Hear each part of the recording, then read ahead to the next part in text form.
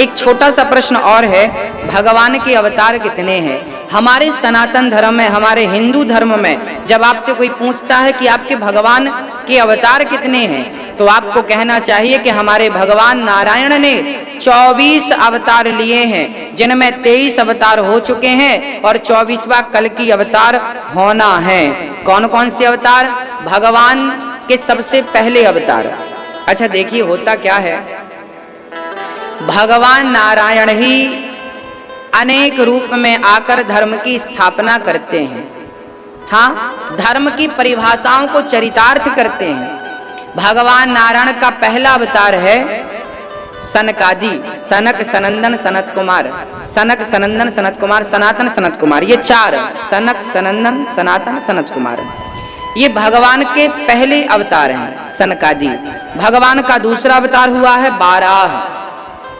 ये कहां से हुआ? बोले ब्रह्मा जी के द्वारा जब उन्हें छींक आई तो उनके नासिका छिद्र से 12 भगवान प्रकट भये और 12 भगवान ने हिरण्याक्ष को मारकर पृथ्वी की स्थापना की। पृथ्वी रसातल में हिरण्याक्ष ने छिपा रखा था, उसे मारने के लिए भगवान को 12 अवतार लेना पड़ा। तीसरा अवतार है भगवान का नारद जी। अच्छा, नारद के रूप में भगवान को क्यों आना पड़ा?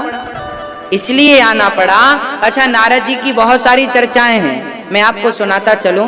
नारद जी पिछले जन्म में क्या थे? अच्छा, नारद जी पिछले जन्म में दासी पुत्र थे। दासी पुत्र क्यों बने? ये पिछले जन्म में ये देवता थे। जब नारद जी दासी पुत्र थे, उसके पहले भी नारद जी एक देव थे, देवता थे, परंतु किसी कारणवश इन्हें श्राप मिल गया और इन्हें दासी पुत्र बनकर संसार में आना पड़ा। नारद जी भी एक बार संसार में आए, एक माँ के गर्भ से इन्होंने जन्म लिया। बहुत छोटी सी उम्र थी। इनके गांव में कुछ संत आए, नारद जी ने संतों का बहुत अभिवादन किया, संत सेवा की और चतुर्मास संतों ने जब व्यतीत किया तो संतों को भोजन कराना, उनका प्रसादी पाना, उनके चरण दबाना, उनसे आशीर्वाद लेना, ये उनका नियम बन गया। एक दिन जब संत जाने लगे, उनके 4 माह पूरे हो गए और जब संत जाने लगे तो नारद जी चरण पकड़ के कहने लगे, हे भगवान, आप जा रहे हैं, जिस आनंद में आप डूबे रहते हैं, क्या उस आनंद तक पहुंचने का मुझे पता नहीं बतलाएंगे? हम संसार के जो लोग होते हैं ना, हमारे पास सब कुछ होने के बाद भी हमें वह सुख नहीं मिलता। हमें सब कुछ होने के बाद भी पत्नी के, पति के, बच्चों के, प्रॉपर्टी के, धन दौलत के, सब कुछ होने के बाद भी हमें वह सुख नहीं मिलता जो सुख संतों को सहज में ही प्राप्त होता रहता है। संत किसी पेड़ की छांव में मस्त आनंद से रहते हैं, कभी वो टेंशन में नजर नहीं आते, कभी वो सोच में नजर नहीं आते, हर पल वो आनंदित रहते हैं, हर पल वो गदगद रहते हैं। किसी ने पूछा कि आप इतने आनंद मग्न क्यों हैं? तब उन्होंने कहा कि हमें धन मिल गया है। कौन सा धन? मीराबाई भी आनंदित रहा करती थी। ससुर ने जहर का प्याला दे दिया, मीराबाई ने पी लिया। मीराबाई ने उस जहर के प्याले को पी लिया, कोई शिकायत नहीं, वो जहर भी अमृत बन गया। वो आनंद में डूब गई थी, वो आनंद को प्राप्त कर चुकी थी। किसी ने पूछा क्या चल रहा है? तो मीराबाई कहती कि अब किसी को कुछ बताने की हमें फुर्सत नहीं, अब किसी महफिल में जाने की हमें फुर्सत नहीं। किसी ने कहा तुम इतनी खुश कैसे रह लेती हो? तुम्हारे शरीर में तो केवल एक ही साड़ी है, वो भी भगवा। ना तो कानों में कोई बड़े बाले हैं, ना गले में कोई बड़ा हार है, ना पांव में चरण पादुका है, नंगे पांव तुम घूमती रहती हो और इतनी खुश रहती हो कि करोड़पति करोड़ पाकर भी इतना खुश नहीं रहता। आखिर इस सुख का कारण क्या है? इस सुख का राज क्या है? तब मीरा ने कहा, ये जो आंखें हैं हमारी, ये जो आँखें हैं हमारी मिल गई हैं श्याम से, अब कहीं आँखें मिलाने की हमें फुर्सत नहीं। एक बार आंखें लग गईं, लगन तुमसे लगा बैठे, जो होगा देखा जाएगा। तुम्हें अपना बना बैठे, जो होगा देखा जाएगा। एक था दिल मिल गया वो श्याम से, एक था दिल मिल गया वो श्याम से, अब कहीं दिल को लगाने की हमें फुर्सत नहीं। अब कहीं दिल को लगाने की हमें फुर्सत नहीं। ये दिल जो है ना, ये भगवान में लग गया, ये गोविंद में लग गया। अब इसे कहाँ लगाएं, किस धन में लगाएं? मीराबाई तो कहती है कि पायो जी मैंने राम रतन धन पायो। ऐसा धन मैंने पा लिया है कि उसे पाने के बाद फिर किसी धन की हमें जरूरत नहीं पड़ती। हम तो आप सभी से भी प्रार्थना करेंगे कि आप लोग जल्दी से जल्दी राम नाम का धन कमा लीजिए। हाँ, क्योंकि ये से धन, जो धन जिस कागज के टुकड़ों के पीछे हम भटक रहे हैं और भाग रहे हैं, ये हमें बहुत सारे मिल भी जाएं तो क्या होगा? हमारा पूरा घर सोने से भर जाए या पैसों से भर जाए तो क्या होगा? तो क्या पैसों से आपकी भूख मिट जाएगी? खाना तो रोटी ही पड़ेगा। हाँ, इसलिए पेट भरने को रोटी मिल जाए, पीने को पानी मिल जाए और जी करके यदि जीवन है। मैं ये नहीं कहता कि आप अपने कर्तव्यों को छोड़ दीजिए, ना ना, आप सभी का परम कर्तव्य है कि आप अपने पहले कर्तव्यों को पूरा कीजिए। आपकी पत्नी है, बच्चे हैं, आप बच्चों को पढ़ाइए लिखाइए, उनकी शादी करिए और जब बच्चे सेटल हो जाएं फिर अपना मन पूर्ण रूप से, मन अभी से घर से निकाल लो, पर उस समय जब आप सारी क्रियाओं से निवृत्त हो जाएं, सारे कर्तव्यों से उबर जाएं, तब आप पूर्ण रूप से मन को हटाकर 100% मन को हटाकर फिर अपने मन को गोविंद के चरणों में लगाएंगे तो कुछ बात बनेगी। नहीं तो ये जिंदगी बेकार चली जाएगी, केवल हाय हाय करने में। श्री नारद जी महाराज कहते हैं कि मैंने संतों की शरणागति ग्रहण की और संतों के चरण पकड़े कि महाराज आप जिस आनंद में डूबी रहते हैं वो आनंद हमें दीजिए। तब संतों ने हमें मंत्र दे दिया। तब उन संतों ने नारद जी को कौन सा मंत्र दिया? नारद जी को मंत्र दिया, श्रीमन नारायण नारायण नारायण, श्रीमन नारायण नारायण नारायण, श्रीमन नारायण नारायण नारायण। नारद जी को ये मंत्र दिया था, श्रीमन। हाँ, श्री मतलब लक्ष्मी और नारायण मतलब नारायण। श्रीमन नारायण मतलब लक्ष्मी और ना। जो लोग ये मंत्र जपते हैं, ये मंत्र सबसे श्रेष्ठ मंत्र है। इस मंत्र को नारद जी आज भी जप रहे हैं।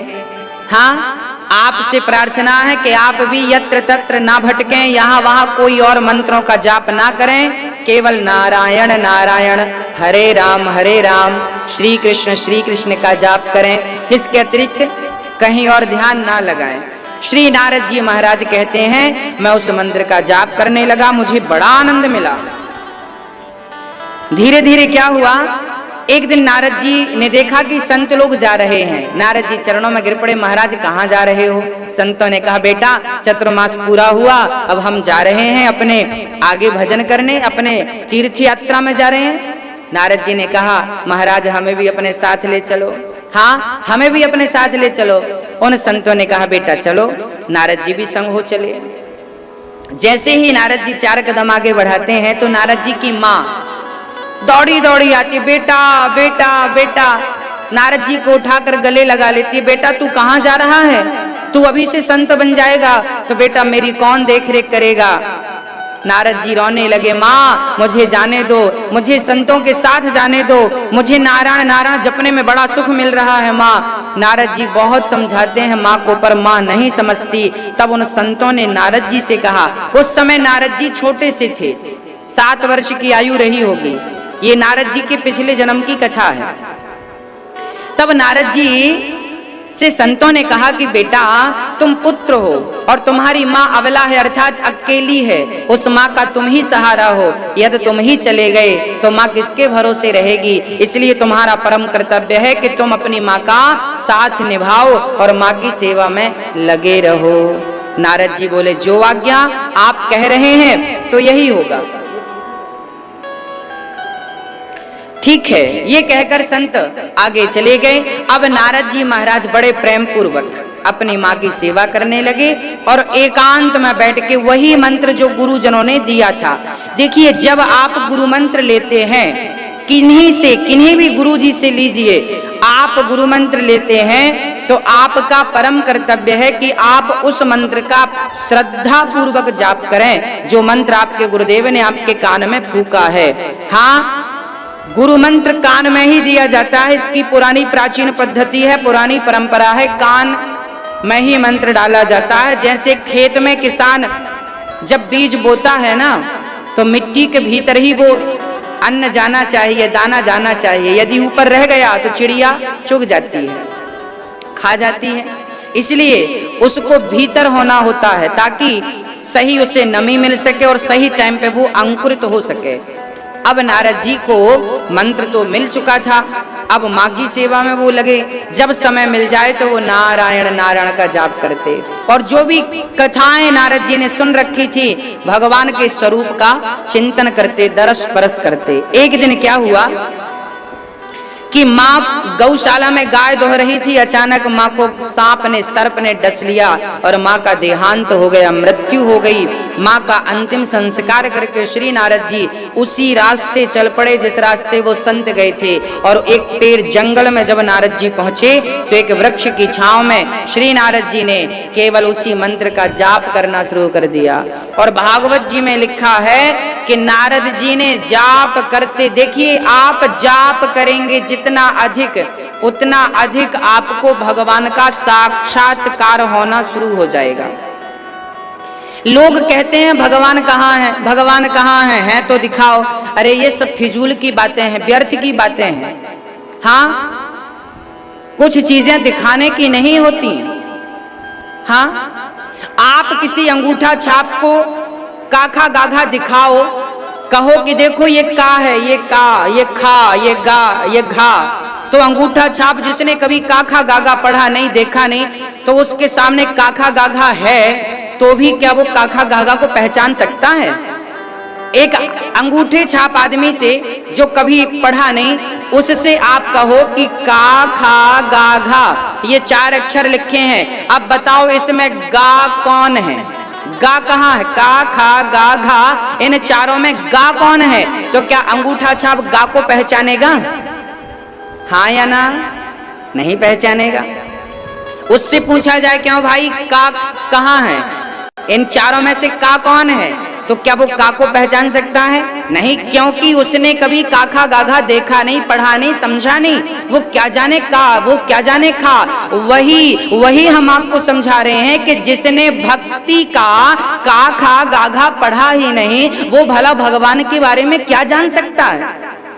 जो लोग कहते हैं कि भगवान कहाँ है तो हमें दिखाओ, इसका अर्थ यह है कि इन्होंने अभी तक उस शक्ति का अनुभव नहीं किया, उस परमात्मा का अनुभव नहीं किया।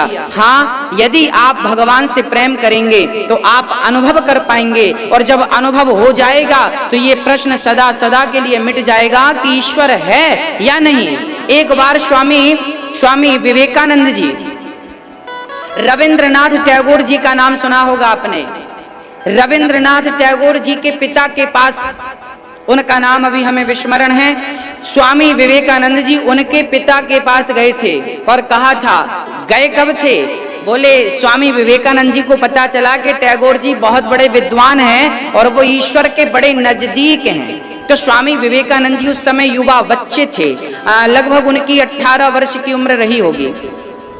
स्वामी विवेकानंद जी रविंद्रनाथ टैगोर के पिताजी जो कि काफी विद्वान, चर्चित विद्वान थे, जब स्वामी विवेकानंद जी दौड़े दौड़े उनके पास गए और आप आश्चर्य करेंगे, स्वामी विवेकानंद जी को जब पता चला कि फला व्यक्ति भगवान के बड़ा करीब है, तो स्वामी जी को ये बात जब सुनाई पड़ी तो उसी क्षण उसी हाल में दौड़ पड़े। बारिश का मौसम था, नदियों में बाढ़ थी, पर रात्रि हो रही थी, पर वो रात को नदी पार कर गए और रात्रि को लगभग 2 बजे वो कुटिया पर पहुंचे। टैगोर जी एक घास की कुटिया पर ही रहा करते थे, बड़े वैरागी थे और वो वहां रहा करते थे। रात्रि के 2 बजे भीगे हुए विवेकानंद और टैगोर के पास, जब टैगोर जी के पास पहुंचे और दरवाजा के पास पहुंचकर खटखटाया नहीं, सीधा धक्का मारा और दरवाजा खुला, अंदर चले गए। डर गए टैगोर जी के, भाई ये कौन है? तब उन्होंने, स्वामी विवेकानंद जी ने सीधा प्रश्न किया टैगोर जी से, क्या आपने भगवान को, क्या ईश्वर है? स्वामी विवेकानंद जी ने प्रश्न किया, क्या ईश्वर है? क्या ईश्वर है? ये प्रश्न स्वामी विवेकानंद जी का जब सुना टैगोर जी ने, शक पका गए वो। अर्थात वो इतनी रात्रि को अचानक कोई ऐसा प्रश्न करे कि ईश्वर है, तो वो घबरा गए, अर्थात वो समझ नहीं पाए। और प्रश्न तो समझ गए, पर वो उत्तर जब तक देते वो डर गए। स्वामी विवेकानंद जी बोले, मुझे उत्तर मिल गया। स्वामी जी विवेकानंद जी बाहर जाने लगे। टैगोर जी ने रोका, भाई रुक जाओ, प्रश्न का उत्तर तो ले लो। हाँ, तब स्वामी विवेकानंद जी ने जाते जाते टैगोर जी से कहा कि ईश्वर है, पहले ये आप ही कन्फर्म कर लो। जब आप कन्फर्म कर लेंगे तो आप हमें बता सकेंगे। स्वामी विवेकानंद जी वहां से उल्टे पांव बाहर आए और बहुत दिनों के बाद जब उन्हें खबर लगी कि कोई रामकृष्ण परमहंस नाम के कोई विद्वान है, तब स्वामी विवेकानंद जी रामकृष्ण परमहंस के पास गए और रामकृष्ण परमहंस से यही प्रश्न किया, क्या ईश्वर है? और जब ईश्वर है प्रश्न किया तो रामकृष्ण परमहंस ने स्वामी जी का गला पकड़ लिया और कहा कि मैं तुझे दिखाऊं ईश्वर, अभी देखेगा या कुछ देर बाद देखेगा? स्वामी जी घबरा गए। हाँ, स्वामी जी ने जब रामकृष्ण परमहंस का स्वरूप देखा और जब उन्होंने कहा, रामकृष्ण जी ने कहा कि तू अभी देखेगा या थोड़ी देर बाद देखेगा, तू अभी तैयार है या तैयार होगा? मैं तो दिखा सकता हूं तुझे ईश्वर है। स्वामी विवेकानंद जी मूर्छित हो गए और जब होश आया तो फिर कोई और ही विवेकानंद जागा। पुराना विवेकानंद समाप्त हो गया और एक नया विवेकानंद जागा। कौन सा विवेकानंद? जो गुरु कृपा का अब प्रसाद प्राप्त कर चुका था, जो ईश्वर का अनुभव गुरु कृपा से कर चुका था, अब वो विवेकानंद जागा और उस विवेकानंद के अंदर का वो सारा अज्ञान, वो सारी जिज्ञासाएं समाप्त हो गई और जो डाउट था कि ईश्वर है या नहीं, इसलिए गीता में भगवान कृष्ण ने कहा कि संशयात्मा विनश्यति, पहले आप ये डिसाइड कर लो कि परमात्मा है या नहीं है। यदि आपको लगा भगवान है नहीं है ना, आप किसी की बात मानो मत, मेरी मत मानो, किसी की मत मानो, आप स्वयं प्रैक्टिकल करके देखो। जब तक आपको ईश्वर का साक्षात्कार ना हो जाए, देखिए होता क्या है कि ईश्वर से मिलना अलग है और साक्षात्कार जो अनुभव है, मैं अनुभव की बात कर रहा हूं। जब ईश्वर का अनुभव आपको हो जाएगा, जब आप उसका अनुभव कर लेंगे परमात्मा का, तो फिर जो आपका डाउट है, संदेह है, वो सदा के लिए मिट जाएगा। और मैं आपको अनुभव करा सकता हूँ, बाकी मिलने के लिए तो आपको आना पड़ेगा। अब ये अनुभव और मिलना, ये क्या बातें हैं, मैं ये भी स्पष्ट कर देता हूँ। क्या होता है, कुछ दिन पहले एक मैया ने हमारे पास हमसे मिलकर कहा, एक मैया मेरे पास आई और मैया जी ने कहा, बेटा मैं आपके द्वारा कही हुई कथाएं टीवी पे बार बार सुनती हूँ, रोज सुनती हूँ। मैंने टीवी पे आपको देखा है, मैंने टीवी पे आपको सुना है, पर साक्षात आज देख रही हूँ। टीवी पर तो मैंने बार बार देखा, पर साक्षात आज देख रही हूँ। ऐसे ही जब भगवान का अनुभव आप कर लेंगे तो जैसे टीवी पे आप हमें देख रहे हैं, हाँ, हमसे मिलना, सामने मिलना और टीवी पे मिलना दोनों बातें अलग अलग हैं। ऐसे ही ईश्वर का अनुभव कैसा है? बोले टीवी पे जैसे देखना है, और ईश्वर का साक्षात्कार कैसा है? बोले ईश्वर से मिलने जैसा है, जैसे आप हमसे मिल रहे हैं, आपसे हम और हमसे आप मिल रहे हैं। तो ईश्वर का पहले क्या होगा? पहले आपको टीवी पर देखना पड़ेगा। जब आप सुनेंगे, समझेंगे, आपको अच्छा लगेगा, तो फिर मिलने की जिज्ञासा बढ़ेगी। यदि आप सुनेंगे नहीं, देखेंगे नहीं, तो फिर मिलने की जिज्ञासा कैसे होगी? तो जिज्ञासा तब होगी जब आप मिलेंगे, देखेंगे। उसके लिए क्या करना पड़ेगा? आपको अनुभव करना पड़ेगा। ईश्वर का अनुभव कैसे करेंगे? बोले आप सत्संग करेंगे, गुरु शरण में रहेंगे। जब गुरु शरण में रहेंगे, सत्संग करेंगे, तो ईश्वर का अनुभव आप कर पाएंगे। और जब अनुभव आपको हो जाएगा, तो फिर आपके भीतर जो प्रश्न है कि ईश्वर है या नहीं, विश्वास करूं कि ना करूं, ये जो संशय की दृष्टि है, ये समाप्त हो जाएगी। इसलिए मेरा आपसे निवेदन है कि सबसे पहले अपना संदेह मिटाइए। ईश्वर है या नहीं, पहले ये निर्णय करिए। इसके बाद जब आप निर्णय करके आगे बढ़ेंगे तो अपने लक्ष्य में पहुंचने में फिर देर नहीं लगेगी। उसके लिए आपको अनुभव की आवश्यकता है। और ईश्वर का अनुभव कैसे होगा? उसका नाम जपिए, नारायण नारायण, उनकी लीलाओं का रसपान करिए, भगवान से प्रेम बढ़ाइए। जैसे अपने बच्चों से आपने प्रेम कर रखा है, अपनों से प्रेम कर रखा है, ऐसा प्रेम जब आपका निरंतर बढ़ेगा तो फिर अनुभव हो जाएगा। और जब अनुभव हो जाएगा, देखिए दो चीजें होती हैं, एक होती है जान, एक होती है पहचान। जान पहचान, हम लोग कहते हैं कि आपसे जान पहचान है या नहीं। तो जानना और मानना, ये दो चीजें हैं। एक होता है जानना, एक होता है मानना। तो अब मैं आपसे एक प्रश्न करना चाह रहा हूं, आप पहले जानते हैं या मानते हैं? पहले क्या करते हैं? पहले किसी को जाना जाता है या पहले माना जाता है? हाँ, क्या किया जाता है पहले? क्या होता है पहले? पहले जानना होता है या मानना होता है? हाँ, अब आप कहेंगे पहले जानना होता है फिर मानना होता है। नहीं, ये उत्तर सही नहीं है। सही उत्तर ये है कि पहले मानो, फिर आप अपने आप जान जाएंगे। कैसे समझते हैं? आपने पहले कथा टीवी पर सुनी, पहले आप कथा टीवी पर सुने, कथा सुनते सुनते आपको अच्छी लगी, हाँ, आप मानने लग गए, हाँ हाँ ये अच्छी कथा है, हम बार बार सुनेंगे। आप मानने लग गए, और जब मानने लग जाएंगे तो फिर आप आके कभी मिलेंगे। जब मानना अधिक हो जाएगा तो फिर जानना भी हो जाएगा। फिर क्या होगा? फिर आप अंदर की बातें भी जान लेंगे।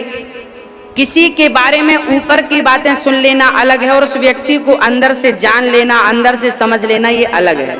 तो पहले हमें क्या करना होता है? मानना। ईश्वर को पहले मानिए।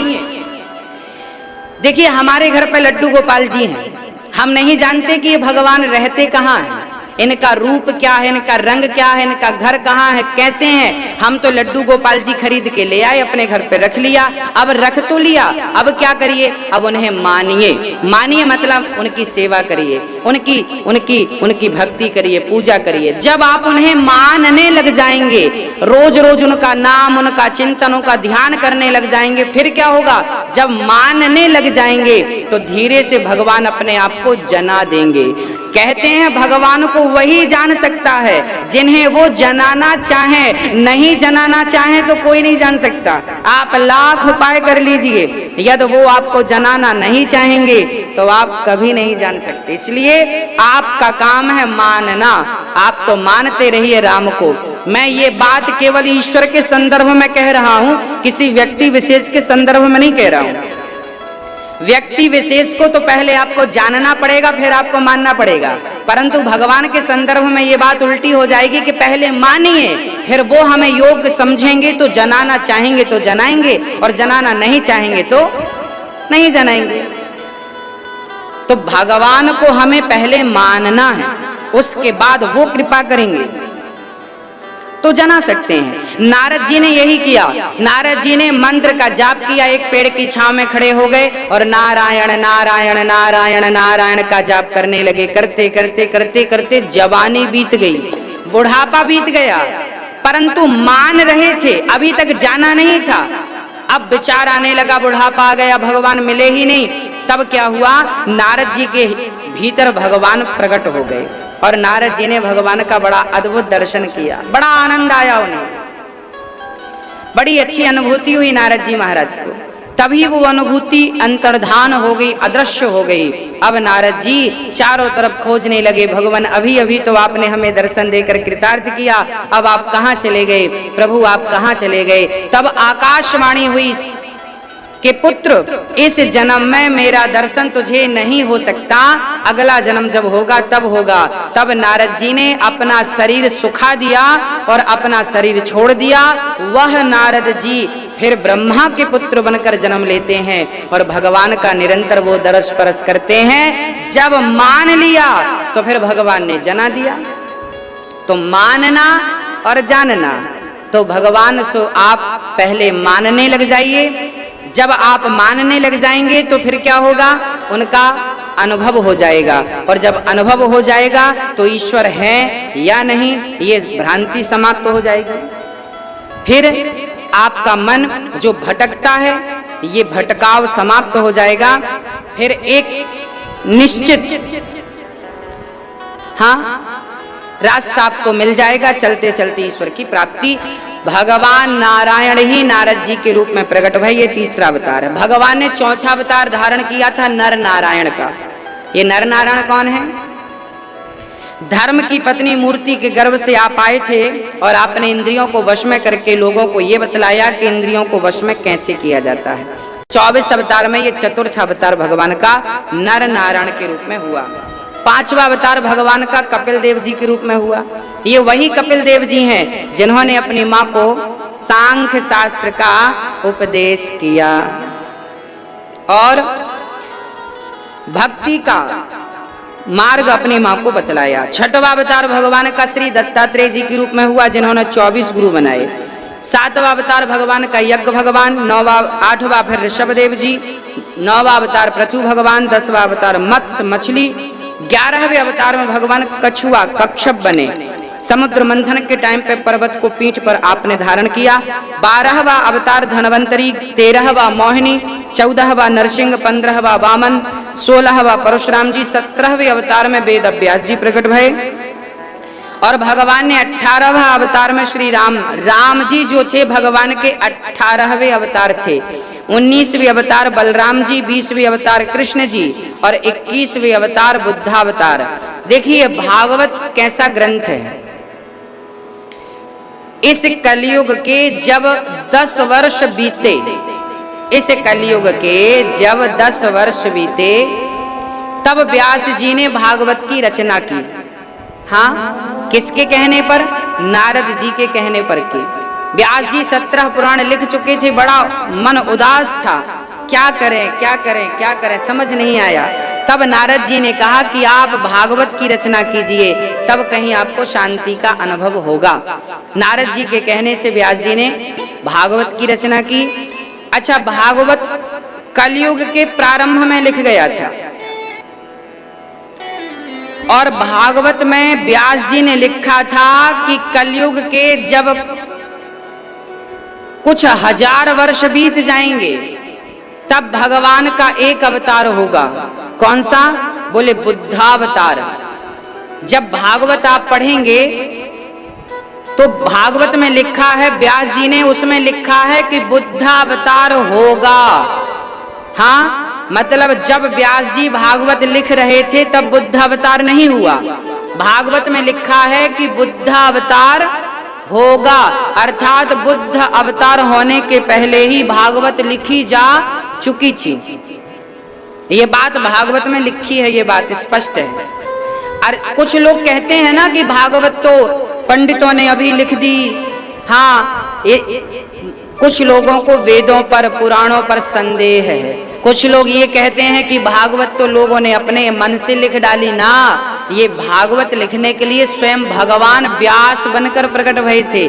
वेद व्यास बनकर स्वयं भगवान प्रकट भये और उन्होंने कलयुग के प्रारंभ में श्रीमद् भागवत की रचना की।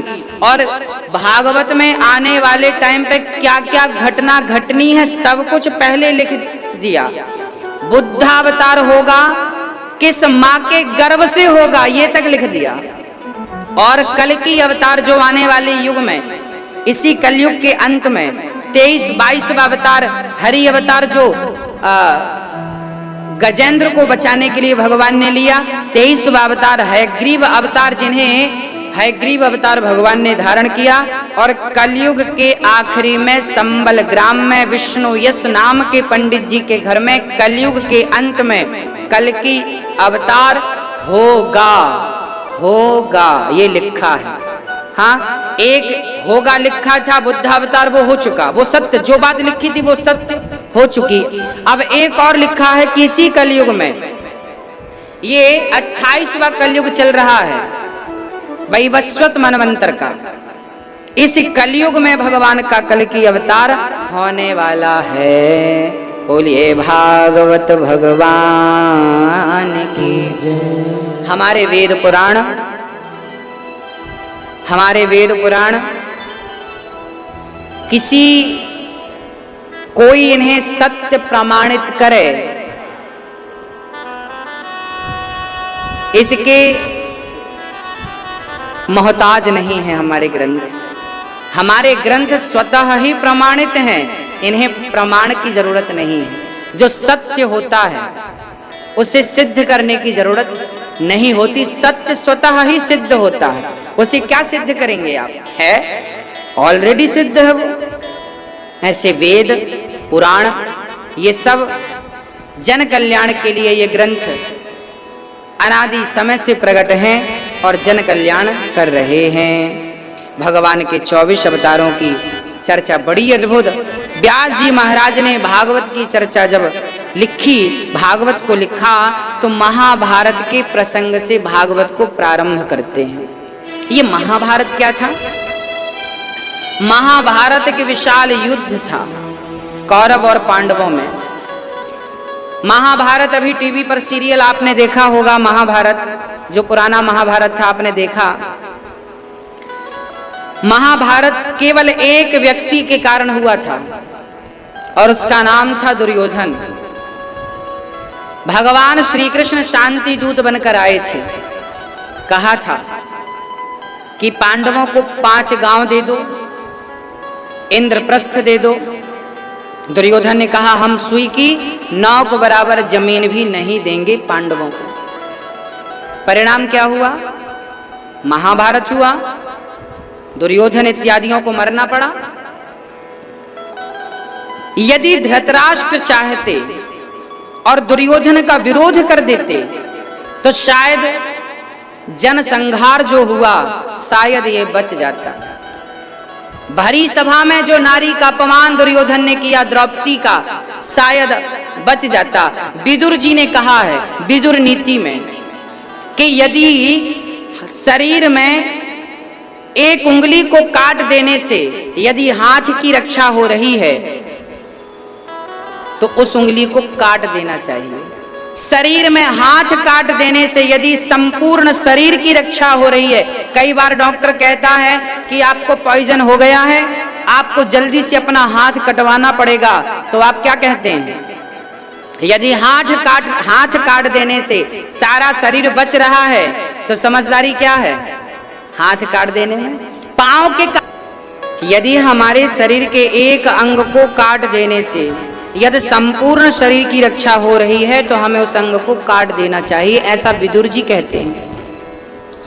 वही बात विदुर जी कहते हैं धृतराष्ट्र से कि देखो राजन, यदि एक दुर्योधन को त्याग देने से, एक व्यक्ति को त्याग देने से यदि पूरे परिवार की रक्षा होती है तो उस व्यक्ति का त्याग कर देना चाहिए। एक परिवार का त्याग करने से एक समाज की रक्षा हो रही है तो उस परिवार का त्याग कर देना चाहिए। एक समाज के त्याग कर देने से एक गांव की रक्षा हो रही है तो समाज का त्याग कर देना चाहिए। एक गांव के त्याग कर देने से यदि जिला की रक्षा हो रही है उस गांव का त्याग कर देना चाहिए। एक जिला का त्याग कर देने से यदि राज्य की रक्षा हो रही है तो उस राज्य का, उस जिला का त्याग कर देना चाहिए। और एक राज्य का त्याग कर देने से यदि संपूर्ण विश्व की, संपूर्ण देश की रक्षा हो रही है उस राज्य का त्याग कर देना चाहिए। ऐसा श्री विदुर जी विदुर नीति में कह रहे हैं। विदुर जी ने धृतराष्ट्र से कई बार कहा था कि ये दुर्योधन ठीक नहीं है। जब इसका जन्म हुआ था तो गधा रैंक रहे थे, अर्थात ये शुभ संकेत नहीं था। इसे त्याग दो, त्याग दो, मार डालो, इसे हत्या ही लगेगी। यदि ये जीता रहा तो करोड़ों लोगों को लेकर डूबेगा, परिवार को नहीं। और दुर्योधन की गलती से उसका परिवार ही नहीं, वो तमाम सैनिक मारे गए। उस महाभारत के युद्ध में करोड़ों लोग मारे गए थे, लाखों नहीं, करोड़ों लोग मारे गए थे। किसके लिए? केवल एक व्यक्ति की अपनी महत्वाकांक्षा के कारण, एक व्यक्ति की अपनी इच्छाओं के कारण। दुर्योधन की इच्छा थी कि मैं हस्तिनापुर और इंद्रप्रस्थ दोनों का राजा बनूं। दूसरों की संपत्ति हड़पना चाहता था दुर्योधन। परिणाम क्या हुआ? जब आप दूसरों का धन हड़पना चाहते हैं, जब आप दूसरों के धन की ओर निगाहें डालते हैं ना, तो उसका परिणाम भयंकर होता है। हाँ, इसलिए ईश्वर ने जो आपको दिया है आप उसमें ही संतुष्ट रहिए। जितना ईश्वर ने दिया है, राम इतना दीजिए जा मैं कुटुंब समाए और मैं भी भूखा ना रहूं, कोई साधु ना भूखा जाए। ईश्वर ने जितना दिया है हमें उतने में खुश रहना चाहिए। और जब आप अधिक लालच करते हैं तो परिणाम वही होता है जो परिणाम दुर्योधन का हुआ। ये दुर्योधन कौन था? ये दुर्योधन स्वयं कलयुग, क्योंकि वो द्वापर युग की चर्चा थी, द्वापर युग में ही कलयुग ने दुर्योधन का अवतार ले लिया। कलयुग का ही रूप था, इसलिए जुआ खेलना उसे अच्छा लगता था, शकुनी को और दुर्योधन को। हाँ, परिणाम सबके सामने है। महाभारत का युद्ध हुआ पर पांडवों का बाल भी बांका नहीं हुआ। क्यों नहीं हुआ? क्योंकि पांडव धर्म के साथ थे, धर्म के साथी थे। और जब धर्म का संगी साथी होता है परमात्मा उसका साथ कभी नहीं छोड़ता। महाभारत के युद्ध में अर्जुन का रथ स्वयं श्याम सुंदर ने संभाला है। और जब आपकी गाड़ी भगवान चला रहे हैं तो फिर आपको घबराने की जरूरत नहीं है, फिर आपको परेशान होने की जरूरत नहीं है, फिर आपको टेंशन लेने की जरूरत नहीं है, क्योंकि फिर भगवान सब काम करते हैं। जैसे अर्जुन की गाड़ी भगवान ने चलाई, ऐसे हम घबराए नहीं, भगवान हमारी गाड़ी चला रहे हैं। क्यों घबराऊं मैं, मेरा तो श्याम से नाता है। महाभारत का युद्ध हुआ, अर्जुन का साथ भगवान ने निभाया, क्योंकि अर्जुन उच्च कोटि के भक्त थे और भगवान सदा भक्तों का साथ निभाते हैं। जैसे अर्जुन की गाड़ी भगवान ने चलाई, हम प्रार्थना करें कि हे गोविंद, जैसे अर्जुन की गाड़ी आपने चलाई, हमारे जीवन की गाड़ी भी आप ही चलाइए, हम उसके मालिक ना बने। मैं कई बार आपसे बार बार यह निवेदन करता हूं कि जैसे अर्जुन ने अपने रथ की डोर श्याम सुंदर को दे दी, ऐसे आप भी अपने जिंदगी की गाड़ी गोविंद को दे दो। प्रभु अब चाहो तो पार लगाओ, चाहो तो नैया डुबा दो, चाहो तो पार लगा दो। महाभारत का युद्ध हुआ, अब 99 कौरव मारे जा चुके थे, एक बचा था दुर्योधन। जंघा टूट गई थी, धराशायी हो चुका था। भीम भैया ने गदा का प्रहार किया, दुर्योधन की जंघा टूट गई। गुरु द्रोणाचार्य का पुत्र अश्वत्थामा आया, मित्र मैं क्या हेल्प करूं, क्या मदद करूं, मेरी कोई मदद चाहिए हो तो बताओ। दुर्योधन ने कहा मित्र मेरी एक अंतिम इच्छा पूरी कर दो। क्या इच्छा है? बोले मैं एक बार मरने के पहले उन पांडवों में से किसी एक को मरा हुआ देखना चाहता हूं। हम 100 के 100 मर गए और वो एक भी नहीं मरे, कम से कम एक तो मर जाए। अश्वत्थामा ने कहा मित्र अभी जाता हूं और एक क्या 5 को मार कर लाता हूं। अश्वत्थामा गए। रात्रि के टाइम पांडव सो रहे थे। भगवान को लगा कि यदि पांडव सोते रहेंगे तो अश्वत्थामा उन्हें मार डालेगा, वध कर देगा। तब क्या हुआ? भगवान ने पांडवों को उठाया उनके शिविर से और दूसरी जगह पर सुलाया। उस खाली बिस्तर पर द्रौपदी के 5 बच्चे जाकर सो गए और अश्वत्थामा ने उन द्रौपदी के 5 बच्चों को पांडव मानकर कि ये पांडव हैं। रात बहुत भयंकर थी, 5 का सिर काट लिया और 5 का धड़ लेकर के और चल पड़ा। मित्र दुर्योधन देख मैंने तेरे दुश्मनों को मार डाला, देख ये रहे उनके सर।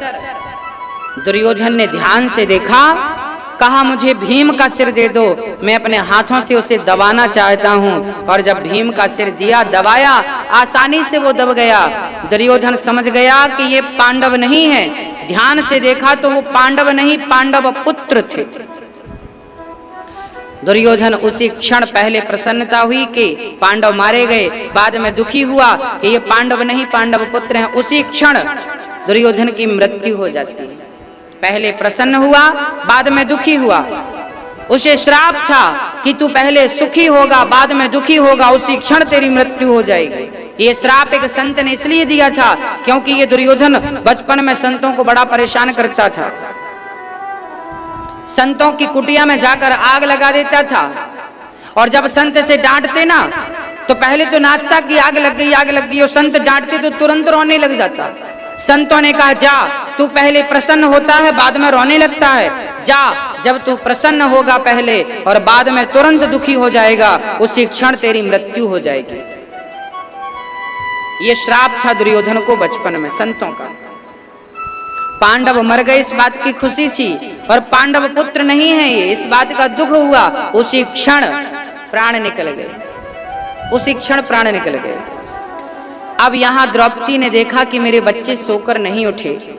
जाकर देखा तो 5 के धड़ तो थे पर सिर किसी का नहीं था। द्रौपदी रोने लगी। अर्जुन को पता चला। अर्जुन ने हाथ में जल लेकर प्रतिज्ञा कर ली, द्रौपदी तेरे पुत्र के हत्यारे को सूर्य अस्त के पहले तेरे सामने लाकर खड़ा ना कर दिया तो मैं अर्जुन नहीं और मैं प्राणांत कर दूंगा अपने। अश्वत्थामा को पकड़कर श्याम सुंदर को लेकर गए। अश्वत्थामा ने ब्रह्मास्त्र चला दिया। अर्जुन कृष्ण की शरण में आकर कहने लगे कृष्ण कृष्ण महाबाहो भक्तानां भयंकरा त्वमेको दह्यमानानामपवर्गोऽसि संसृते। क्या कहा? कृष्ण कृष्ण महाबाहो भक्तानां भयंकरा त्वमेको दह्यमानानामपवर्गोऽसि संसृते। हे कृष्ण मेरी रक्षा कीजिए, हे प्रभु पाहि माम। कृष्ण की शरण में आ गए। भगवान कहते हैं अर्जुन क्या हुआ, गांडीवधारी आज भयभीत क्यों है? अर्जुन ने कहा प्रभु मुझे मारने अश्वत्थामा ने ब्रह्मास्त्र चला दिया। भगवान बोले तो तू भी चला। और जब अर्जुन ने ब्रह्मास्त्र चलाया, दोनों ब्रह्मास्त्र यदि टकरा जाते तो प्रलय हो जाती। भगवान ने दोनों को शांत किया अपनी शक्ति से और अर्जुन ने अश्वत्थामा के केस पकड़कर द्रौपदी के समक्ष खड़ा कर दिया। द्रौपदी इस तेरा हत्यारा, तेरे बच्चों का हत्यारा तेरे सामने है, जो दंड देना चाहती हो सो दे दे। द्रौपदी मां थी और भला वो दंड कैसे देती? द्रौपदी ने देखा कि अश्वत्थामा के हाथ बंधे हुए हैं, पांव बंधे हैं। तुरंत बंधन से द्रौपदी ने मुक्त किया और बंधन से मुक्त करके कहा, आप यहां से जाइए, आप हमारे गुरु पुत्र हैं, आदर करती हूं। अर्जुन ने कहा, देवी क्या तुम्हें इस हत्यारे पर दया आ रही है? द्रौपदी ने कहा, दया मुझे इस पर नहीं, दया मुझे इसकी मां पर आ रही है। क्यों? क्योंकि इसे मार देने से मेरे मरे हुए बच्चे जीवित नहीं होंगे, बल्कि जैसे आज मैं रो रही हूं, कल इसकी मां इसके लिए रोती नजर आएगी। धन्य है द्रौपदी, ये वही द्रौपदी है, हाँ, जिनकी भरी सभा में साड़ी खिंच गई, अपमानित किया लोगों ने, फिर भी ये अपमान करने वालों को क्षमा कर देती हैं। 5-5 बच्चों का जिसने वध किया, इस हत्यारे को द्रौपदी मां क्षमा कर देती हैं। क्यों किया क्षमा? क्योंकि दया धर्म का मूल है, पाप मूल अभिमान। तुलसी दया न छोड़िए, जब तक घट में प्राण। दया धर्म का मूल है, पाप मूल अभिमान। दया ही धर्म का मूल है। द्रौपदी जानती है कि दया करना कभी नहीं छोड़ना चाहिए। द्रौपदी के इस वाक्य से कृष्ण बड़े प्रसन्न हुए और अर्जुन ने कहा कि इसे छोड़ना नहीं। तब भगवान से पूछा, इस हत्यारे के संग क्या करें? तब भगवान श्री कृष्ण ने कहा कि ब्रह्म बंधुर्न हन्तव्य आतताये बधार्हण मयैवो भयमाम्नातं परिपायनुशासनम्। ब्राह्मण को कभी मारना नहीं और आताताई को कभी छोड़ना नहीं। इसे मार भी दो और इसे छोड़ भी दो, मार भी दो और छोड़ भी दो। समझ नहीं आई? तब अश्वत्थामा के सिर की मणि निकालकर उसे नगर से निकाल दिया गया। और आगे चर्चा मिलती है कि भगवान श्री कृष्ण एक दिन आ रहे थे, तभी उत्तरा दौड़ी दौड़ी आई, क्योंकि अश्वत्थामा ने उत्तरा के गर्भ पे ब्रह्मास्त्र चला दिया। उत्तरा चरणों में गिर पड़ी, महाराज मेरे बच्चे की रक्षा करो। पाहि पाहि महायोगिन देव देव जगतपते, हे जगत पिता, हे परमात्मा, हे परब्रह्म, मेरी रक्षा करो। भगवान बोले, क्या हुआ? बोले, मेरा बच्चा भी जन्म भी नहीं लिया और अश्वत्थामा ने उसे मारने के लिए ब्रह्मास्त्र चला दिया। याद रखना भक्तों, आप कितना भी जीवन में संसार में भरोसा कर लो, कुछ नहीं होने वाला। यदि भगवान पे भरोसा रखा है ना आपने, तो बाल भी बांका नहीं होगा, बाल भी बांका नहीं होगा। आज उत्तरा के गर्भ की रक्षा भगवान ने की और भगवान ने परीक्षित की रक्षा की, सुदर्शनास्त्र से ब्रह्मास्त्र को खंडित कर दिया।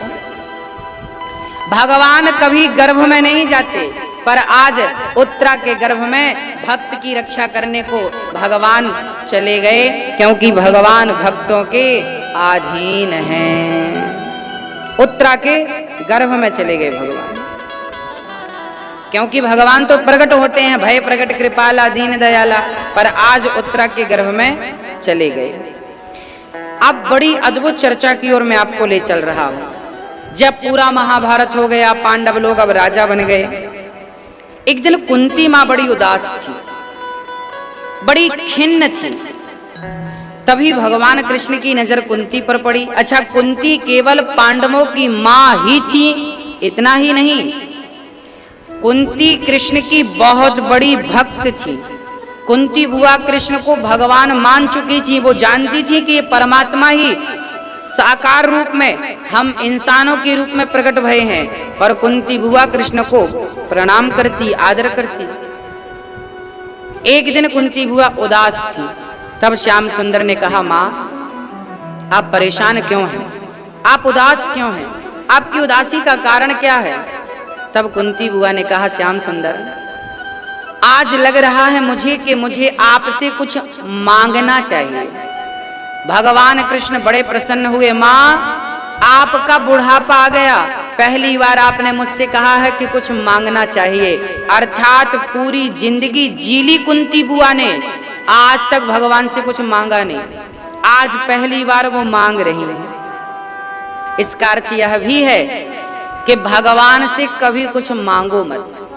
भगवान की भक्ति तो करो, भगवान से प्रेम तो करो, पर चाहत कुछ ना हो, निष्काम भक्ति हो, निष्कपट भक्ति हो, कोई कामना ना हो, निष्काम, कोई चाहत ना हो, हाँ, बस प्रेम हो। जैसे माँ अपने बच्चे से प्यार करती है, बहुत प्यार करती है, उस माँ का प्यार बिल्कुल निस्वार्थ होता है, कुछ नहीं चाहती वो। यदि चाहती भी है तो केवल इतना चाहती है कि ये मुझे पानी देता रहे और रोटी देता रहे, प्यार से बोलता रहे, बस ये चाहती है, इसकी कोई वैल्यू नहीं है। हाँ, माँ का जो प्रेम है ना बच्चों से, वो निष्काम प्रेम होता है। यदि थोड़ी सी कामना माँ बाप की है भी तो मैं आपसे कहूंगा कि आप भगवान से निष्काम प्रेम कीजिए। वह निष्काम प्रेम जब भक्त करता है तो भगवान रीझ जाते हैं। आज कुंती बुआ ने कहा, मैं आपसे कुछ मांगना चाहती हूँ। कृष्ण बड़े गदगद हो गए। माँ, पहली बार आप मांग रही हो, मांगो। क्या मांगती हो? कुंती बुआ के चरण पकड़ के बैठ गए। कुंती बोली, खबरदार कन्हैया, मेरे चरण मत पकड़ना। मुझे पता है कि तुम मेरे बच्चे बनकर मुझे मोहित कर लेते हो, मुझे पता है कि तुम जगत के पिता हो। तब कुंती बुआ ने स्तुति की, कृष्णाय वासुदेवाय देवकी नंदनाय च नंद गोप कुमाराय गोविंदाय नमो नमः। आज कुंती बुआ ने कहा, श्याम सुंदर, आप देवकी के पुत्र, स्वयं भगवान ही इस धराधाम में हम मनुष्यों के लिए प्रकट भय हैं। आज मैं आपकी स्तुति करके बस एक ही वरदान चाहती हूँ कन्हैया, कि मेरे जीवन में दुख ही दुख रहे। मुझे दुख चाहिए, मुझे दुख चाहिए। विपदः सन्तु नः शश्वत तत्र तत्र जगत गुरु। हे जगत गुरु, हे जगदीश्वर, हे जगताधार, हे जगन्नाथ, हे श्याम सुंदर, आप मुझे देना चाहते हैं तो मुझे दुख दे दीजिए। कृष्ण अवाक रह गए। माँ, आज तक किसी ने मुझसे दुख तो नहीं मांगा, आखिर आपने मुझसे दुख क्यों मांगा? तब कुंती बुआ ने कहा, श्याम सुंदर, मुझे सुख से तो अब डर लगने लगा है, क्योंकि मैं जितनी सुखी होती हूं मैं उतनी ही आपसे दूर हो जाती हूं, और मैं जितनी दुखी होती हूं मैं उतनी आपके करीब आ जाती हूं। इसलिए श्याम सुंदर, मुझे सुख से घृणा हो गई है, मुझे सुख से नफरत हो गई है। मेरे जीवन में जब जब सुख आया है, इस सुख की चाहत ने ही तो महाभारत खड़ा किया है। दुर्योधन चाहता था कि इंद्रप्रस्थ भी मुझे मिल जाए तो मैं सुखी हो जाऊंगा। इस सुख की चाहत ने ही तो महाभारत खड़ा किया। आपके घर में जो झगड़े होते हैं भाई भाई के, देवरानी जेठानी के, ये किस लिए होते हैं? सुख के लिए ही तो होते हैं। आपकी जेठानी को लगता है कि हमें ये प्रॉपर्टी मिल जाती, बंटवारे में सास के ये जेवर मिल जाते तो हम ज्यादा सुखी हो जाते। आपको लगता है हमें मिल जाता तो हम सुखी हो जाते। उसे लगता है कि हमें मिलते, आपको लगता है हमें मिलते। परिणाम ये होता है कि आपका सुख समाप्त हो जाता है। और सच्चाई यह है कि आप सुख के जितने करीब जाते जाएंगे, ईश्वर से उतने दूर होते जाएंगे। भगवान, अब मैं आपको प्रैक्टिकली समझाता हूं। मेरे हाथ में एक हाथ में पुष्प है, दूसरे हाथ में एक वस्त्र है। अब मुझे पुष्प को पकड़ना है या पुष्प को पाना है तो मुझे पहले इस हाथ को क्या करना पड़ेगा, खाली करना पड़ेगा। इसमें जो है इसे गिराना पड़ेगा, रखना पड़ेगा। जब ये खाली होगा तब मैं इसे पकड़ सकूंगा।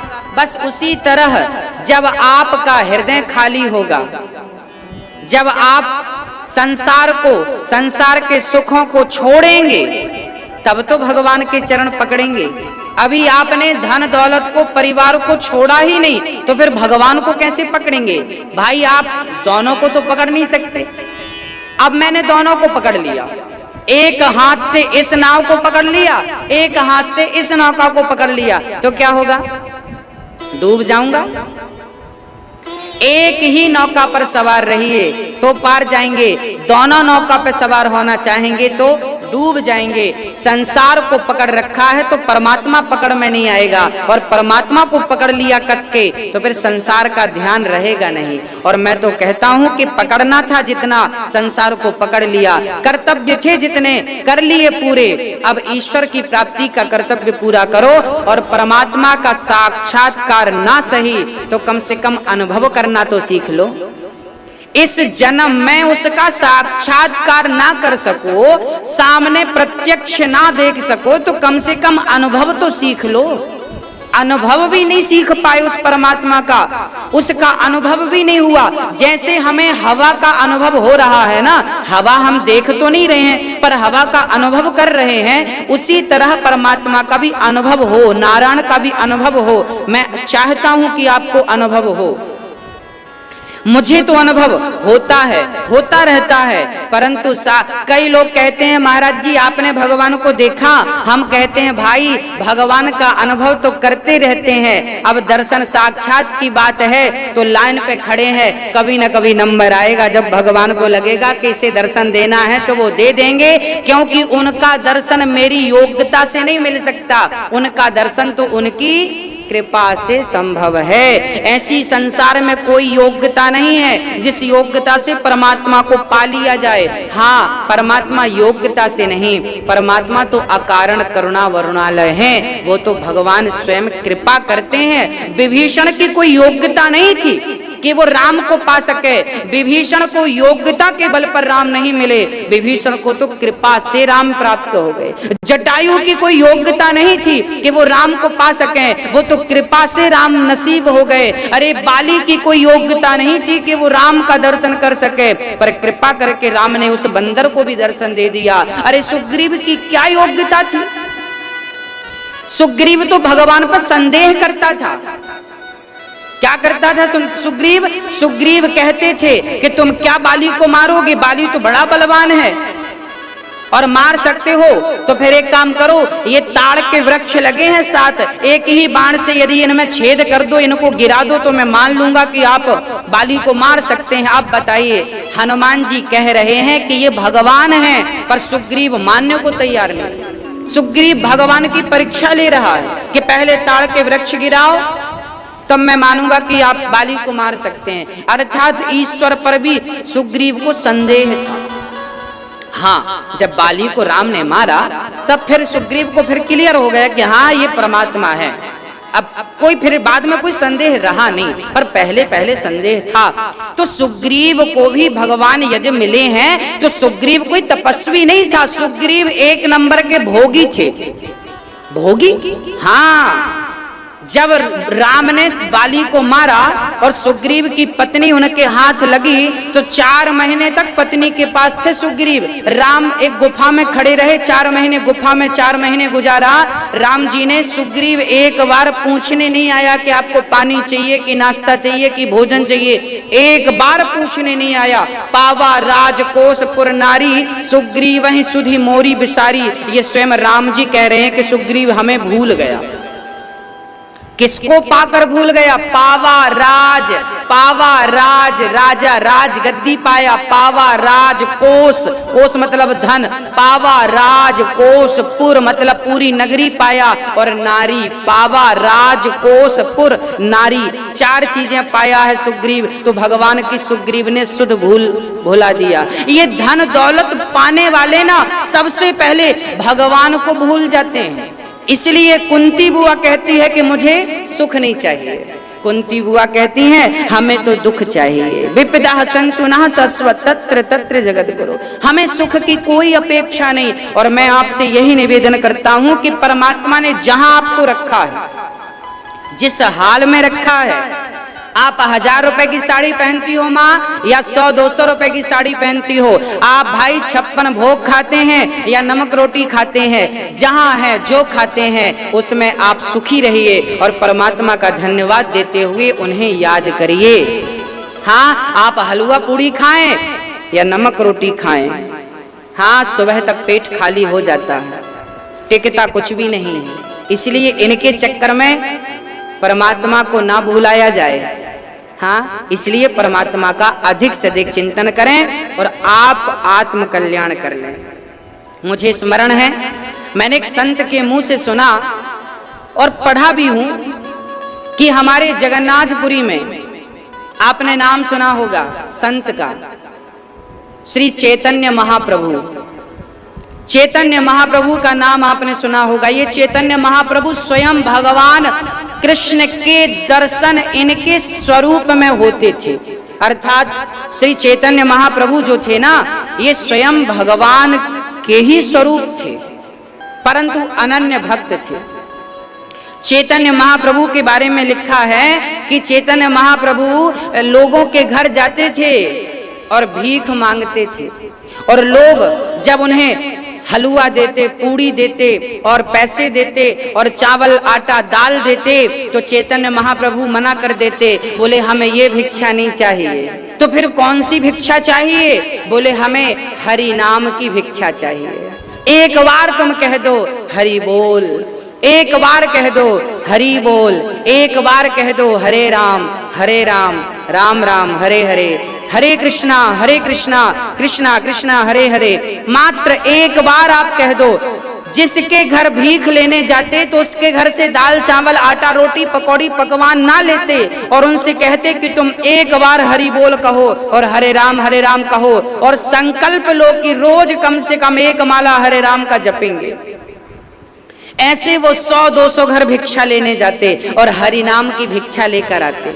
ऐसे श्री चैतन्य महाप्रभु जी, वो जानते थे कि एक बार क्या हुआ, शराब का ठेका था, जहां शराब बिक रही थी वहां पर श्री चैतन्य महाप्रभु पहुंच गए। कुछ शराबियों ने शराब पी रखी थी, नशे में धुत थे। चैतन्य महाप्रभु शराबियों के बीच में गए और शराबियों के पांव पकड़कर चैतन्य महाप्रभु ने कहा, भाई बस एक बार कह दो हरि बोल, एक बार कह दो हरे राम राम राम। उस शराबियों ने क्या किया, चैतन्य महाप्रभु के मुंह पे, अब वो शराबी ही तो थे, कोई ज्ञान तो था नहीं, उन्होंने उनके मुंह पे लात मार दिया। चैतन्य महाप्रभु ने फिर भी पांव नहीं छोड़ा। लोगों ने कहा, उनके भक्तों की भीड़ थी, उनके भक्तों ने कहा, गुरुदेव ये क्या कर रहे हैं आप, शराबियों के पांव क्यों पकड़ रहे हैं? तब चैतन्य महाप्रभु ने कहा, बेटा तुम्हें नहीं पता, इन्हें परमात्मा ने ये मानव का तन दिया है और ये शराब पी पी करके अपने जीवन का दुरुपयोग कर रहे हैं। यदि इन शराबियों के मुंह से एक बार भी भगवान का नाम निकल गया तो निश्चित मानो कि भगवान इतने दयालु हैं कि एक नाम के बल पर इनका उद्धार कर देंगे। कम से कम एक नाम तो निकल जाए, कम से कम भगवान उद्धार कर सके, उसके लिए एक नाम तो हो। इसलिए चैतन्य महाप्रभु कभी चरण पकड़ते हैं और हरि नाम की भिक्षा लेते हैं। ऐसे कुंती बुआ जानती हैं कि यदि मैं धनवान बन गई, यदि मैं धन में लग गई, यदि मैं पद प्रतिष्ठा मान सम्मान में उलझ गई तो मैं यथार्थ भक्ति को भूल जाऊंगी, यथार्थ मार्ग को भूल जाऊंगी। इसलिए कुंती बुआ ने कहा कि मुझे सुख नहीं प्रभु, मुझे दुख दीजिए। ऐसे सुख पर पत्थर पड़े जो कृष्ण हृदय से जाए, बलिहारी बा दुख की जो पल पल नाम जपाए। हे प्रभु हमें सुख नहीं, दुख दीजिए। तब कुंती बुआ से कृष्ण ने कहा, माँ मैं आपको दुख कैसे दे सकता हूँ, आप तो मेरी माँ हैं और कोई बेटा अपनी माँ को दुख दे सकता है? तब कुंती बुआ ने कहा फिर एक वचन दीजिए। क्या वचन दीजिए?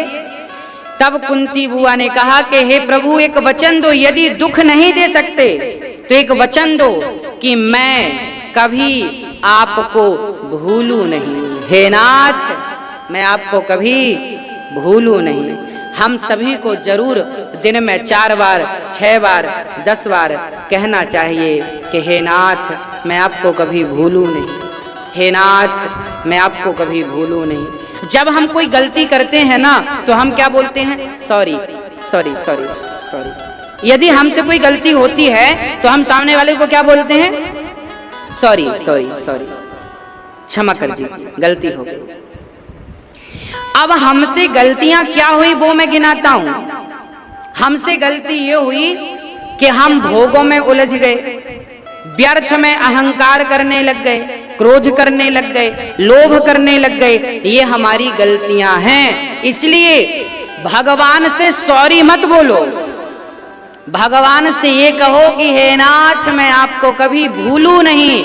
पहले के जमाने में भगवान से सॉरी नहीं बोलता था कोई। भगवान से जब हमसे कोई गलती हो जाए या हम थोड़ी देर के लिए काम में लग जाते ना तो संत लोग थोड़ी देर के लिए भगवान को भूल जाते तो तुरंत वो कहते हे नाथ मैं आपको कभी, देखिए मैं 10 मिनट तक के लिए आपको भूल गया, मैं ऐसा उलझ गया कि आपको प्रभु भूल गया, आपका नाम आपका ध्यान आपका चिंतन भूल गया। तो वो कहते हे नाथ मैं आपको कभी भूलूं नहीं। उस जमाने का यही सॉरी था कि हे नाथ मैं आपको कभी भूलूं नहीं। ये सॉरी है उस टाइम का, संतों का सॉरी यही है। ये भगवान से सॉरी कह रहे हैं, हे नाथ मैं आपको कभी भूलूं नहीं। हमें भी दिन में 10 बार 20 बार भगवान से यही कहना चाहिए कि हे नाथ मैं आपको कभी भूलूं नहीं। ऐसे हमें भगवान का नित्य चिंतन करना चाहिए और आश्रय उन्हीं का लेना चाहिए। हे प्रभु हमारे तो सब कुछ आप हैं, जीवन दाता भी आप हैं और हमारी मृत्यु भी आप हैं। आप चाहें तो हमें जीवाएं, आप चाहें तो हमें मार डालें, हमें